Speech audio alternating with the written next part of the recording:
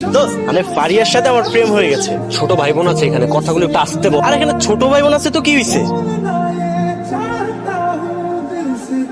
ছোট বোনই তো আমাকে হেল্প করছে ফারিয়ার সাথে প্রেম করতে। তোর ভাবি কেমন বল? তোর বোনটা যখন কালকে আরেকটা ছেলের সাথে গিয়ে প্রেম করবে তখন আমি দেখবো তোর এই দাঁত কেলানো গুলো কই থাকে। থাক তুই। আমি মিরাজ, বিকেল বেলা ওইদিকে কি? রাফির বাসায় যাচ্ছিলাম নোট আনতে। ক্লাসে সুন্দরী মেয়ে আছে?